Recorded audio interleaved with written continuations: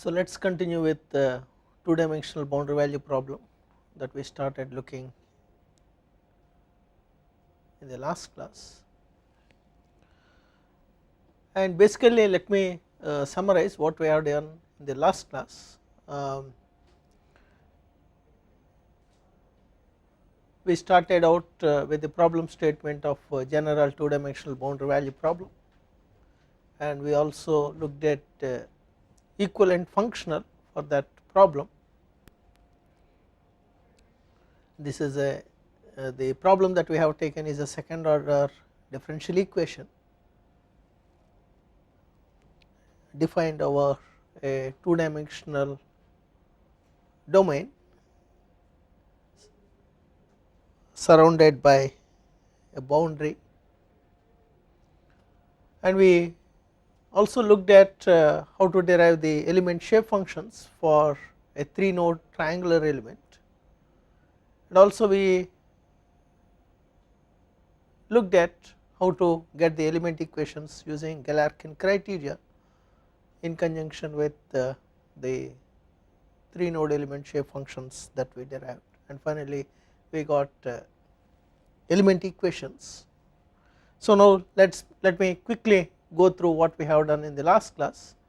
So this is the differential equation, second order differential equation, which is for a two dimensional boundary value problem, and this needs to be solved over arbitrarily defined area A bounded by surface S, and a part of surface on which essential boundary condition is specified is denoted with S1, and part of the boundary on which essential boundary natural boundary conditions are specified is denoted with S2.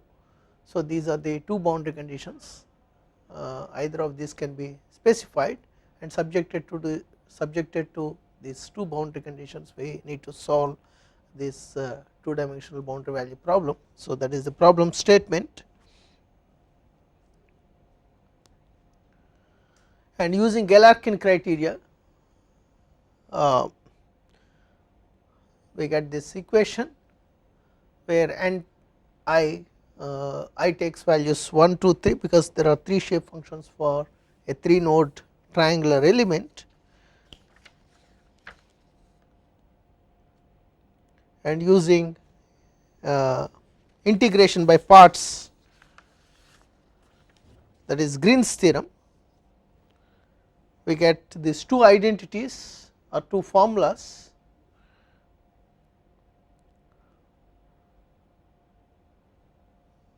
We use these two formulas to simplify the earlier equation. Here nx and y are the direction cosines of the outer normal to the boundary,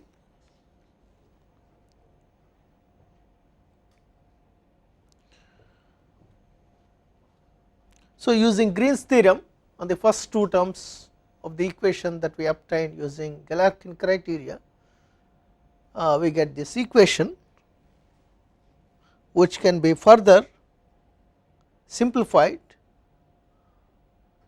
by writing equations corresponding to n1, n2, n3, writing all 3 equations together in matrix form, we get this equation.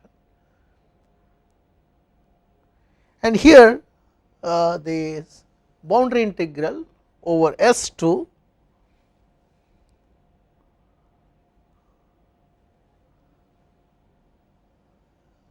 actually gets changed in the second equation as boundary integral over the total boundary S. I gave detailed explanation in the last class.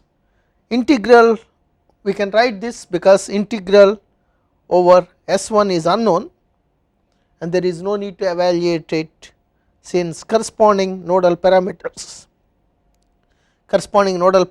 are known. So that is essential boundary condition is specified, and equation containing these terms can be removed from the system before solving for unknown parameters, nodal parameters. Thus, the integral over S1 can be ignored from element equations, integral over S2 can be evaluated using the specified natural boundary conditions. So, that is the reason the first equation can be rewritten as given in the second equation, where the boundary integral over S2 is replaced with integral over the entire boundary. So, now using the specified natural boundary condition,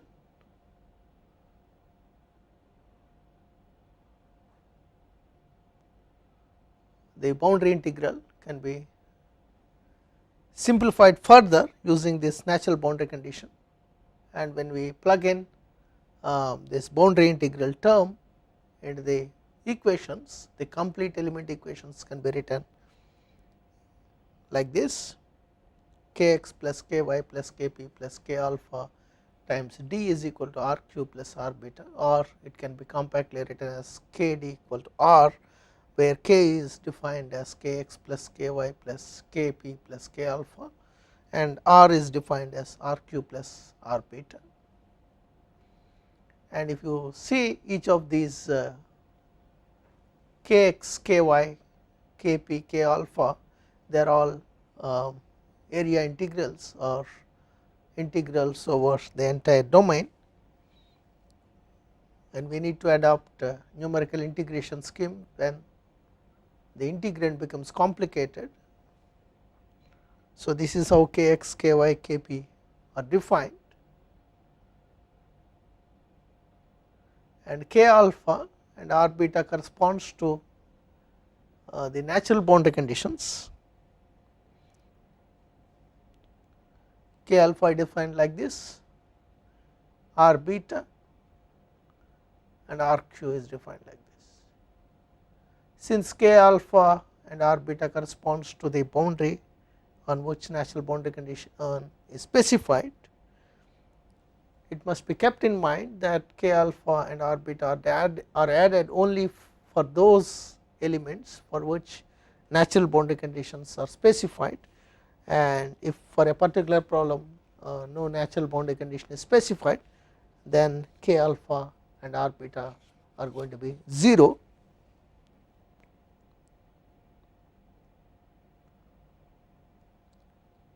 And please note that each of these surface integrals is going to be a vector having a column vector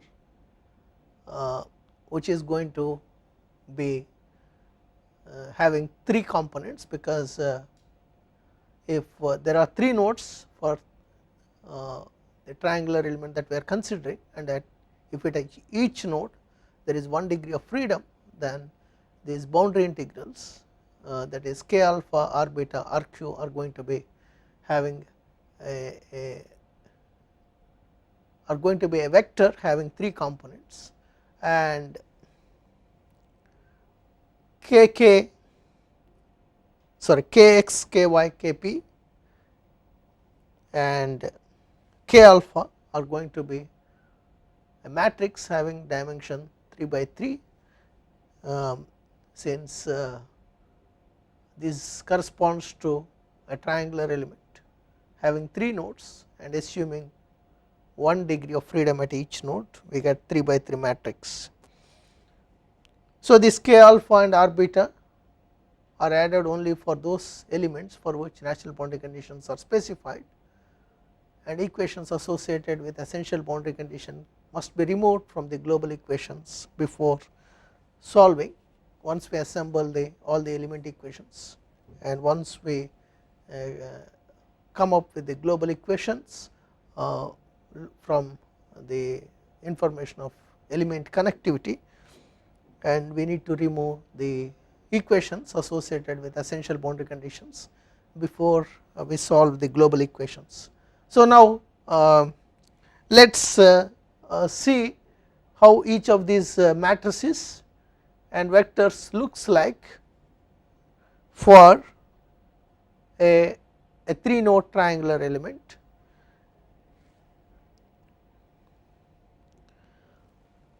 and since the shape functions for 3 node triangular element are very simple, since 3 node triangular element is a linear element or linear triangle, it is possible to carry out all the integrations in a closed form, assuming kx, ky, pq are constant over element to get element equations in an explicit form.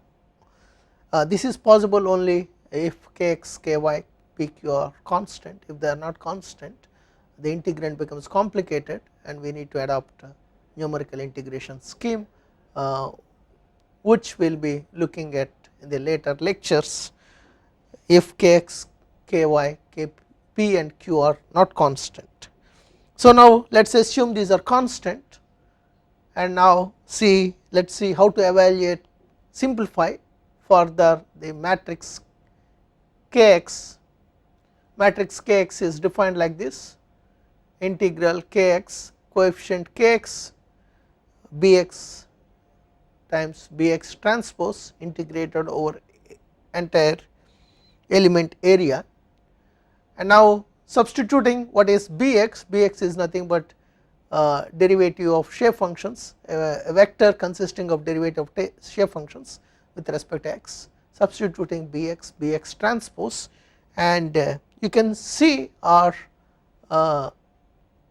if you recall, the expressions for shape functions for 3 node triangular element, these n1, n2, n3 are all linear in x and y. So, when you take derivative with respect to x or y, you are going to get a constant vector, a vector which is going to be constant over the entire element. So, bx is going to be a constant consisting of coefficients b1, b2, b3, which are functions of the spatial coordinates of the nodes. So, substituting bx, by, sorry, bx and bx transpose, this integral can be simplified in the form given in the slide, and integral over dA is going to be a.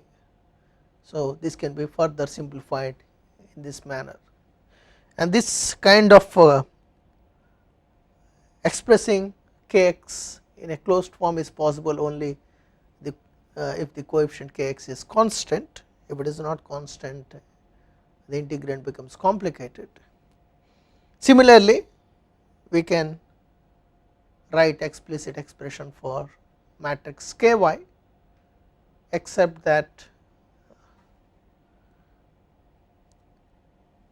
we need to substitute by here, which is nothing but a vector consisting of a derivative of shape functions with respect to y, which is nothing but c1, c2, c3, where c1, c2, c3 are functions of spatial coordinates of the nodes.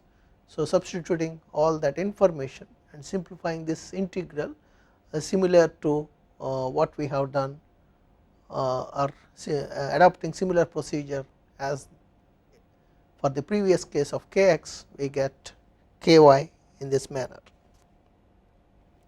in a closed form. So, now let us look at the other term kp.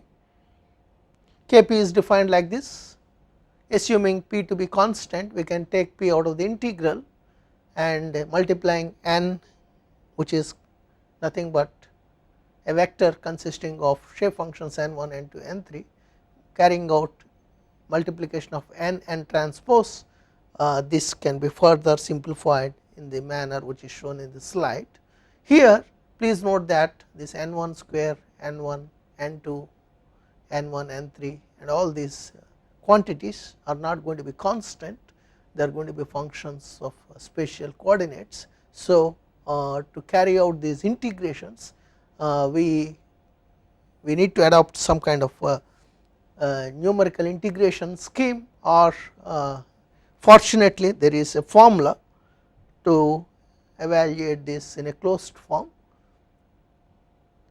The terms in the Kp matrix are not constant. Fortunately, following simple formula is available for integrating shape functions over a triangular element. So, whatever formula that is going to be given is valid only for integration over triangular region, and this formula looks like this: n1 raised to power alpha, n2 raised to power beta, n3 raised to power gamma integrated over a triangular area is equal to alpha factorial multiplied by beta factorial multiplied by gamma factorial divided by alpha plus beta plus gamma plus 2 factorial, entire thing multiplied with 2a, where a is the area of the triangular region, and these alpha beta gamma are all integrals or integers, where alpha beta gamma are integer powers of shape functions n1 n2 n3. A is area of triangle, and the symbol, this exclamation symbol is denotes factorial operation. So, using this formula we can evaluate each of the components of Kp matrix. Using the integration formula, terms in the Kp matrix can be evaluated here. For 2 terms the details are shown.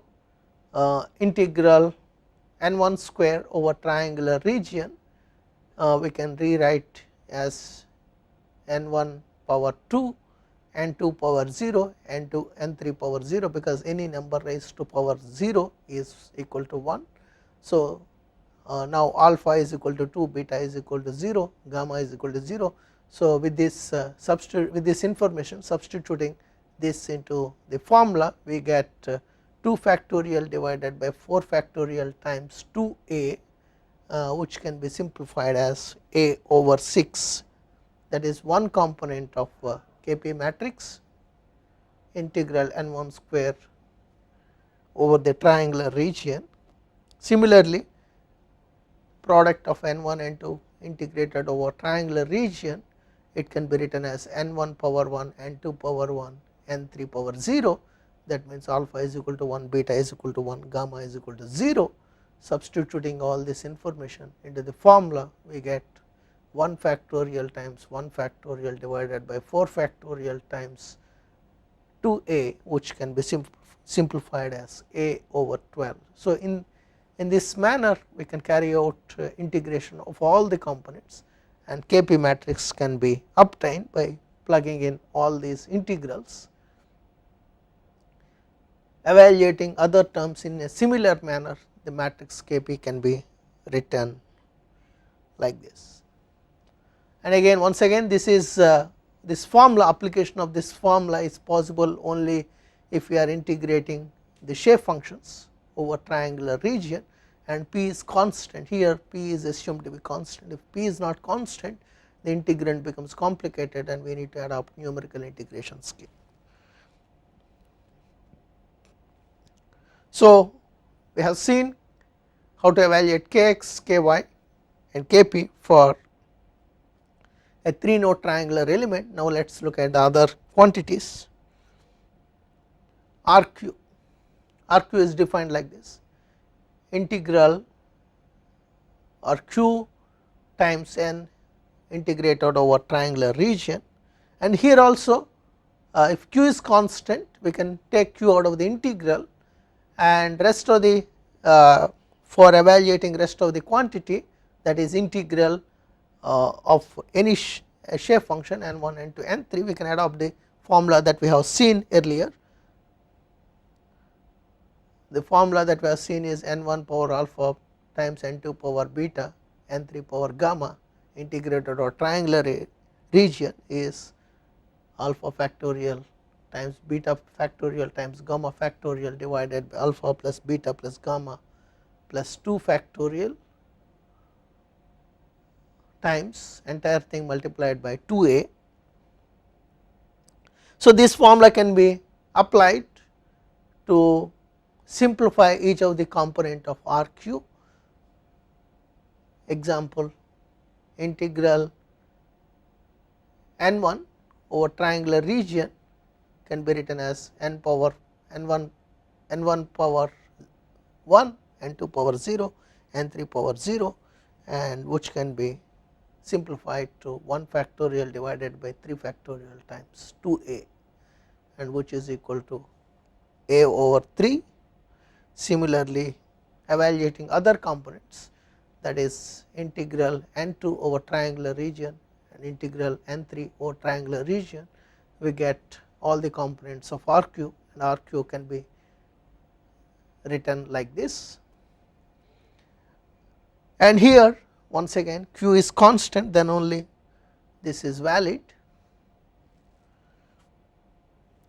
and this is how we can evaluate area integrals, and we are left with two more integrals which are boundary integrals k alpha and r beta, and that these integrals we need to evaluate along the element edges.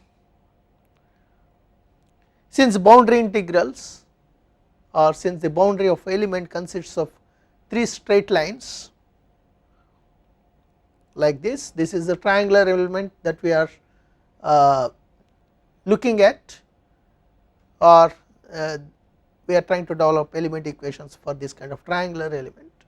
Since the boundary of element consists of 3 straight lines, integrals k alpha and r beta must be evaluated separately for each side of triangle.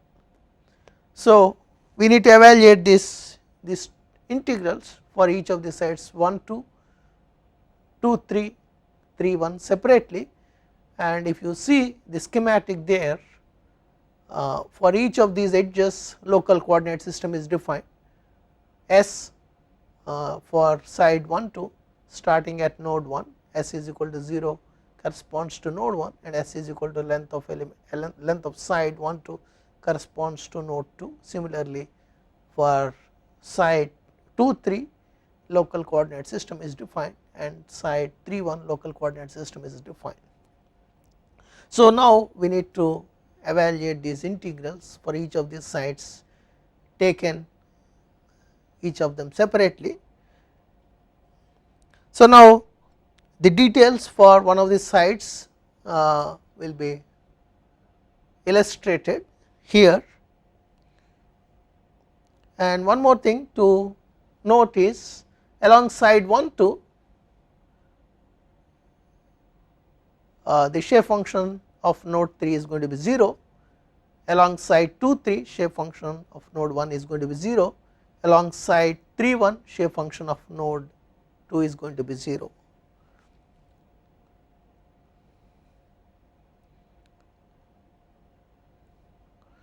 So, integral along side 1 2 to evaluate it, we require what is the length of side 1 2.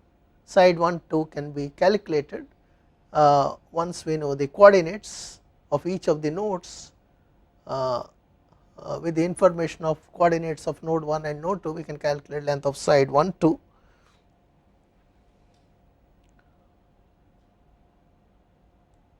Then integral k alpha along side 1 2 becomes this integral evaluated along side 1 2 alpha, the value of alpha is going to come from natural boundary condition alpha times n1 n2 n3 vector and n1 n2 n3 vector, and we are going to get a 3 by 3 matrix here, and we need to evaluate this integral over side 1 2.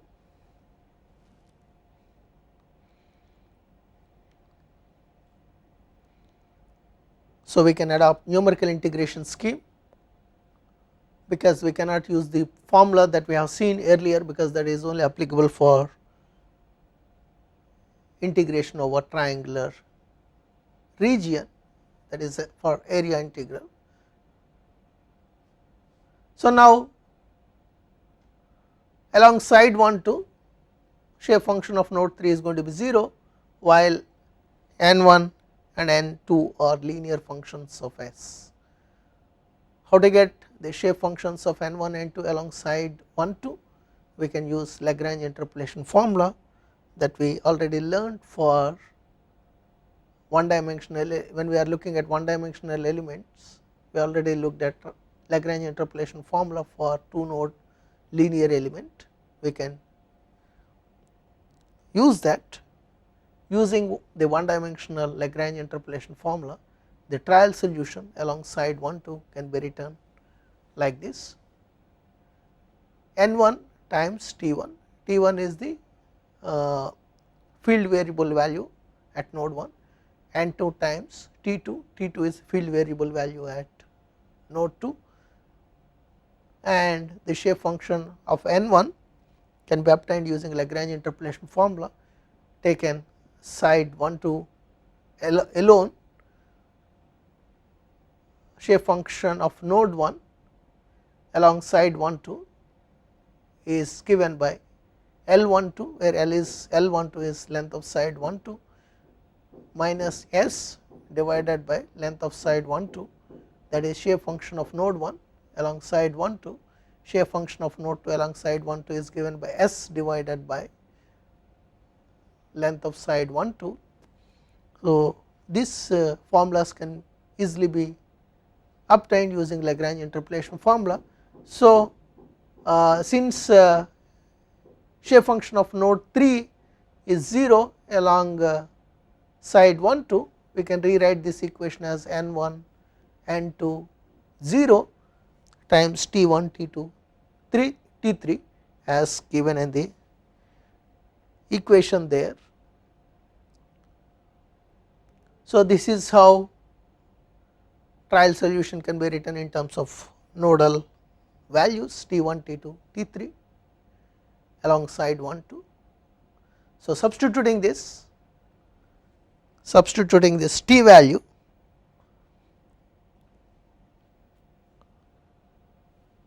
substituting the shape function values of n1 n2 n3 along side 1 2 into k alpha, we get this one. Carrying out the vector multiplications, we are going to get this matrix, and still this needs to be evaluated over side 1 2, that is s small s going from 0 to length of side 1 2. We can adopt numerical integration scheme if the integrand is complicated, or if integrand is simple, we can evaluate this in a closed form. Since here integrand is simple, we can evaluate it in a closed form by integrating each of these components with respect to s and substituting the limits of integration 0 and L12, we get the closed form solution of this k alpha, assuming alpha to be constant, and this formula or this equation is valid only when alpha is constant, assumed to be constant. If alpha is not constant, then we need to integrate keeping alpha inside the integral. So, this is how k alpha can be evaluated. Similarly, r beta is defined like this. Again we need to evaluate r beta separately along each of the sides 1 2 2 3 and 3 1, and here evaluation of r beta along side 1 2 is illustrated. Substituting n, which comprises of component of shape functions or shape function value n1 n2 n3, put in a vector form. Substituting that, r beta can be written as beta times a vector consisting of n1 n2 n3 integrated over side 1 2, and that can be rewritten by substituting the shape function of n1 n2 n3. Since n3 is 0, we can simplify this further and assuming beta to be constant, we can pull beta out of the integral and we can get the closed form solution of these integrals, and r beta is given by the value which is given in the slide, that is beta times length of side 1 2 divided by 2 multiplied by a vector consisting of 1 1 and 0. So, similar operations can be repeated if required for side 2 3 and 3 1. When I say if required, I mean if natural boundary conditions are specified alongside 2 3 and 3 1. If natural boundary condition is not specified along 2 3, or if natural boundary condition is not specified along any of these sides, along that side we do not need to evaluate these integrals. So, for side 2 3 and 3 1, integrals can be evaluated in a similar manner, except that local coordinate system should be defined as shown in the schematic, and noting that the shape function of node which is not part of a side is going to be 0 along that side. In fact, the only thing different from other sides is the placement of zeros in the above matrices. So, that is what I mentioned. So, carefully noting which node is not part of the edge, the shape function of that node is going to be 0 along that edge, and taking care of that we can get the integrals for side 2 3 and 3 1. So, now to see application of this, whatever we have developed element equations, we will take up an example, numerical example.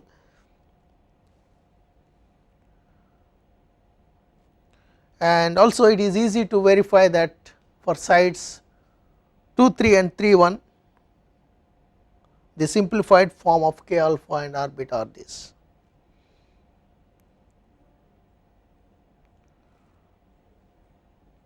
So, now let us take a numerical example.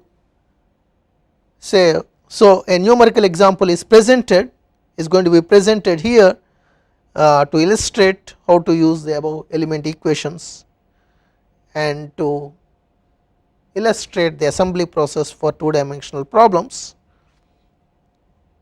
So, now let us take the problem statement: using 4 triangular elements find an approximate solution of following boundary value problem.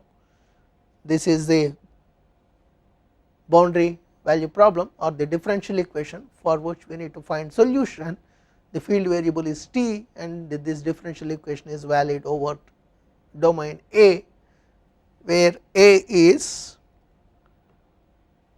consists of 4 triangular elements, 4 3 node triangular elements. All the nodes are numbered 1 2 3 4 and 5.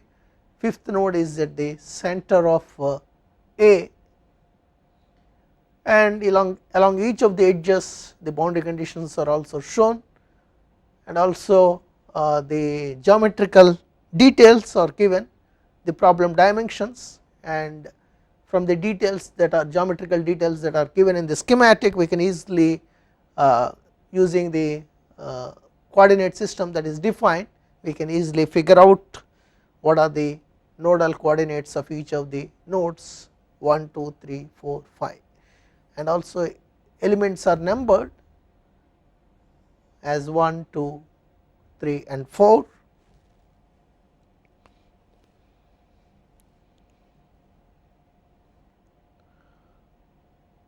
Essential boundary condition is imposed. Looking at the boundary condition, we can easily figure out which is essential boundary condition, which is natural boundary condition.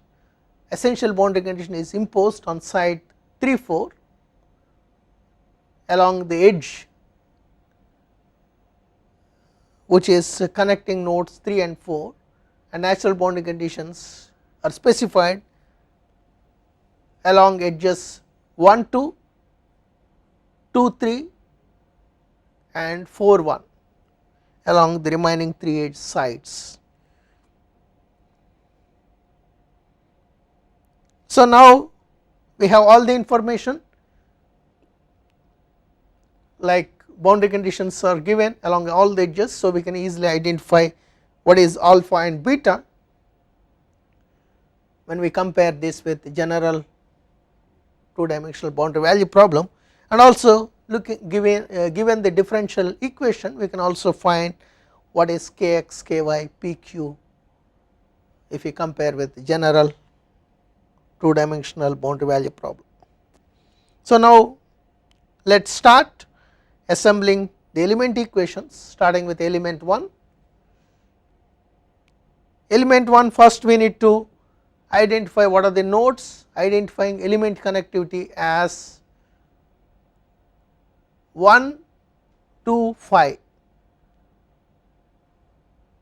So, this is how element 1 connectivity is identified, 1, 2, 5. So, local node 1 is same as global node 1, local node 2 is same as global node 2, local node 3 is global node 5.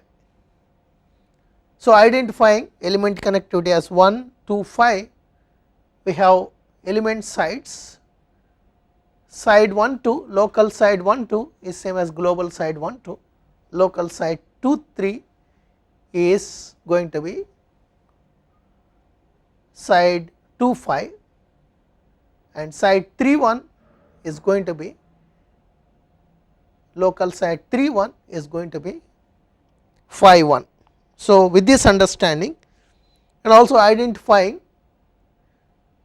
from the given differential equation what are the coefficients kx, ky, pq, comparing with general 2 dimensional boundary value problem, we can easily identify kx, ky as 1, p is equal to 0, q is equal to 30, and alongside 1, 2, if you see this element 1, only alongside 1, 2 natural boundary condition is specified, and side 2, 5 and 5, 1 no natural boundary condition is specified. So, alongside 1, 2 the given natural boundary condition, compare that with the boundary condition for general 2 dimensional boundary value problem, and identify what is alpha and beta. Alpha is 3 and beta is 15, it can be easily verified. So, we have all the information. So, now our job is to plug in all these quantities into the element equations that we developed for a 3 node triangular element, and nodes are the element connectivity is like this, nodes 1, 2, 5. So, noting down the coordinates of these nodes from the geometrical details that are given in the problem, x coordinates and y coordinates of nodes 1, 2, 5, and with this information is required because we need to calculate the shape functions, for which we need to calculate f1, f2, f3, b1, b2, b3, c1, c2, c3, which are all functions of spatial coordinates. So, we can calculate f1, b1, c1, similarly f2, b2, c2, f3, b3, c3, and finally we can calculate the shape function expressions using these coefficients f's, b's and c's, and also we require what is the area of triangle A and what is the length of side 1, 2. All that information can also be computed once we note down these nodal coordinates.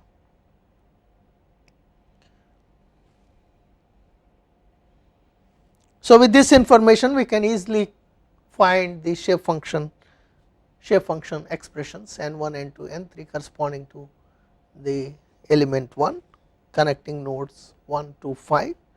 So, substituting these values into equations derived in the previous section, that is for we already derived element equations for 3 node triangular element, substituting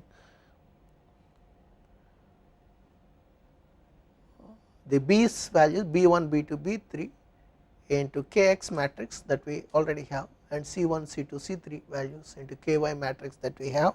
We get these two matrices Kx and Ky corresponding to element 1, and also K alpha identifying what is alpha, and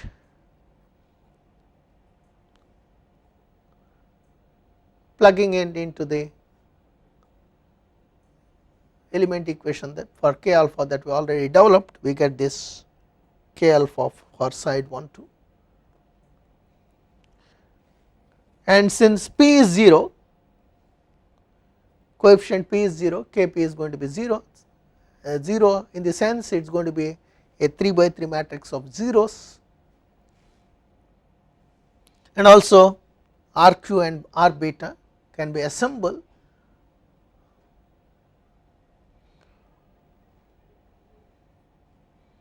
like this. Rq is going to be 10 10 10, a vector consisting of 3 components each of which is equal to 10, and R beta is a vector consisting of minus 15 15 0. So, this is for element 1, these are the quantities for element 1. So, using all these quantities, complete equations for element 1 can be written like this, where T1, T2, T3, where T1, T2, T3 are the local nodal parameters for element 1. That is why it is written as T1, T2, T3 superscript 1, that means it corresponds to element 1.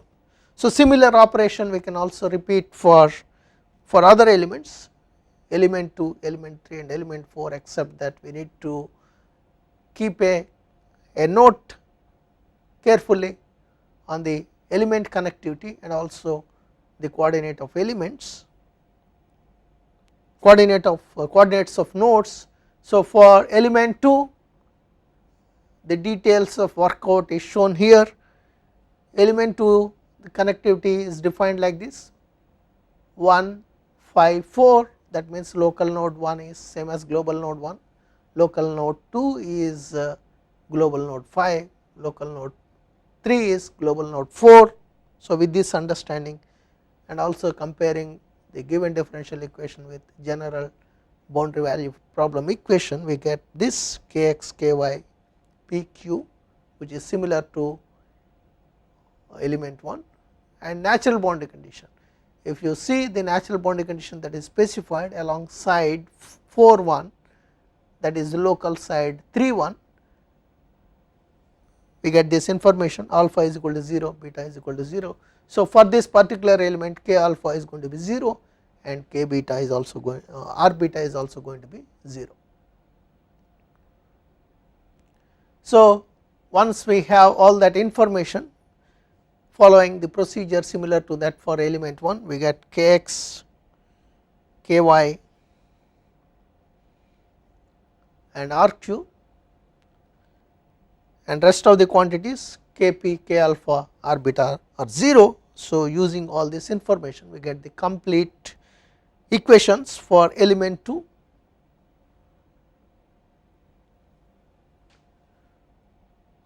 Like this. Similar operation can be repeated for element 3, noting down local node 1 is same as global node 4, local node 2 is global node 5, local node 3 is global node 3, and noting down Kx, Ky, Pq, we get Kx, Ky,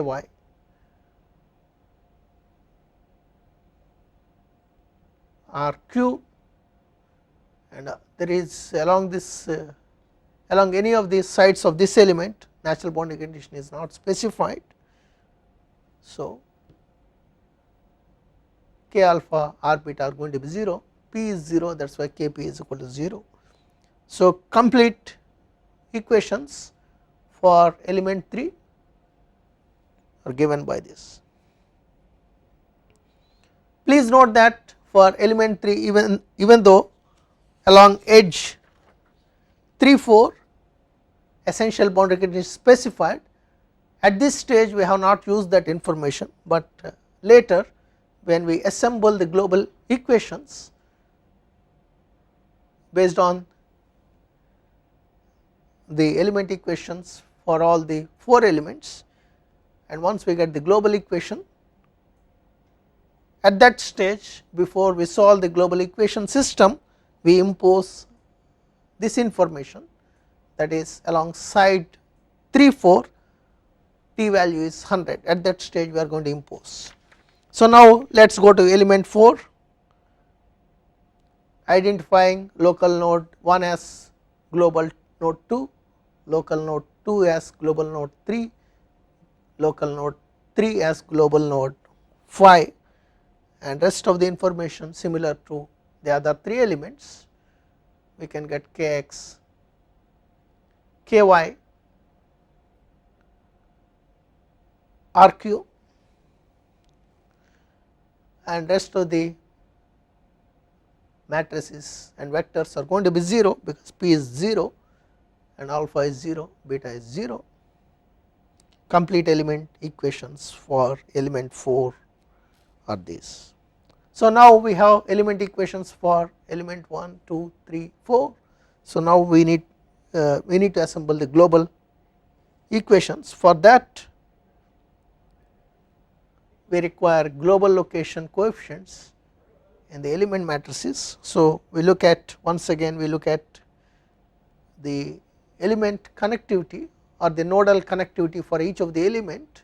For element 1, the nodal connectivity is like this 1 2 5, and for element 2 1 5 4 is the nodal connectivity. So with this information we can easily identify at what locations the contribution of each of the elements 1 2 goes into the global equation.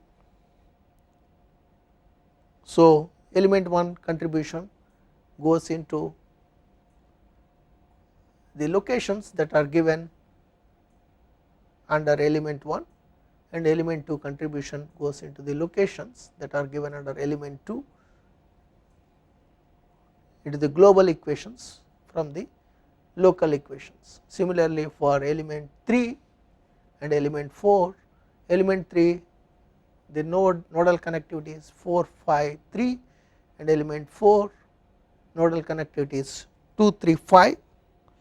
So we get this global locations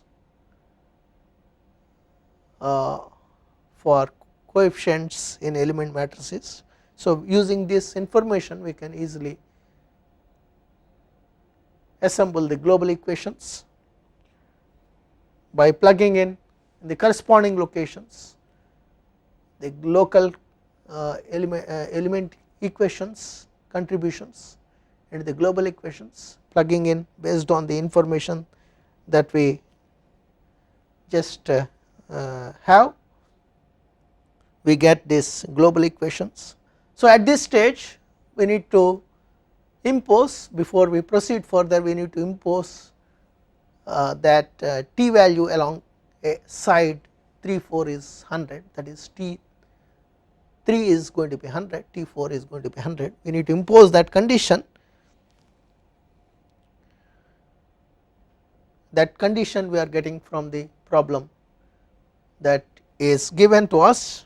Essential boundary condition is t 3 is equal to 100, t 4 is equal to 100.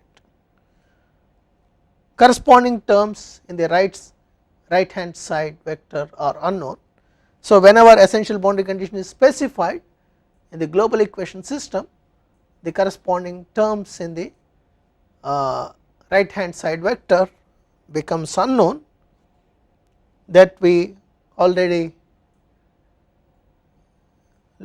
have seen. We have seen that kind of thing earlier when we are solving the previous problems.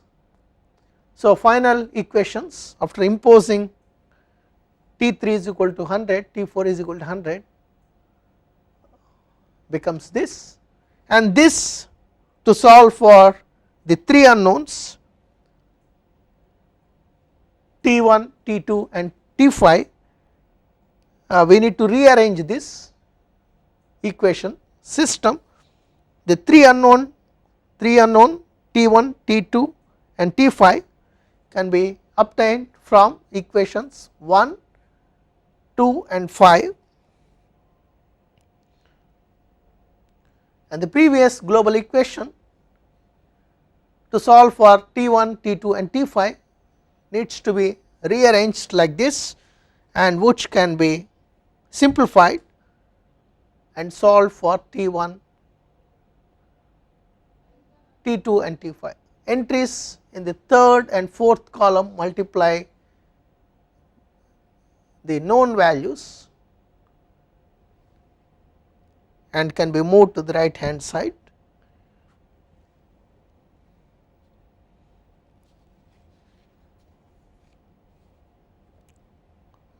So, entries in the third and fourth column multiply by the known values, that is 100 and 100 can be moved to the right hand side, and the previous equation can be rearranged like this to solve for T1, T2 and T5.